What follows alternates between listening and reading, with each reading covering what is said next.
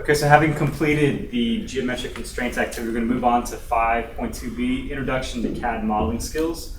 We're going to learn a lot more of the sketch tools that are available in Inventor. For this activity, you're going to need the PDF that has kind of the directions and the before and after pictures, along with a few part files. Some of the parts of the activity require pre-made files, and they're in this zip folder. So you're going to need to download each of these.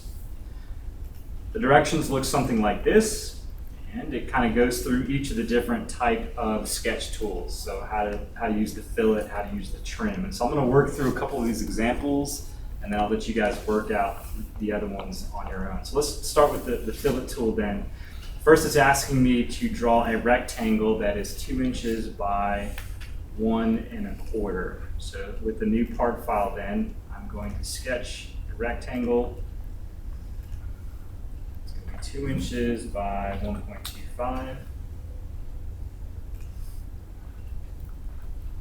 And then I'm going to use the fillet tool to add the fillets to the drawing. So going back to this, looks like the fillet in this corner is going to be 0.25, 0.5 in this corner, and 0.75 in the other corner. Okay, so the fillet tool is here.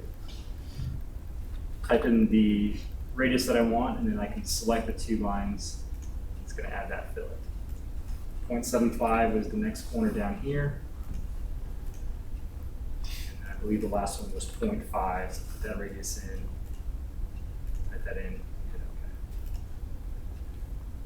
So in this activity then, you have kind of the before. This is before as I built the rectangle, what it's going to look like as the after, and the after is what you're going to be submitting to me, and we'll talk about that in just a second.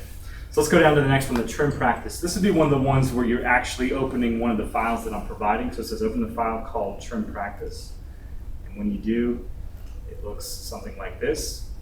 I'm going to edit this sketch, so I'm double clicking on sketch 1 to get back into sketch mode, and I'm going to use the trim and the delete key to make it look like kind of my after picture here.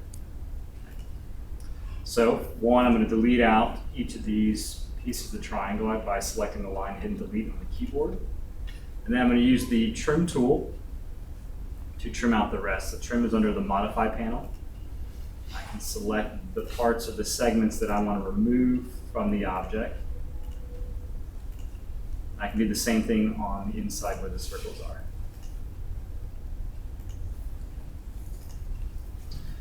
And then one more I wanted to show you. Let's say the spline.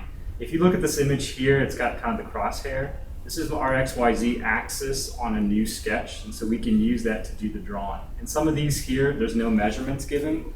You're going to draw basically a spline that looks similar to mine, but it doesn't have to be identical. Right? You're not going to have exactly the same thing. So when you're doing a sketch in Inventor,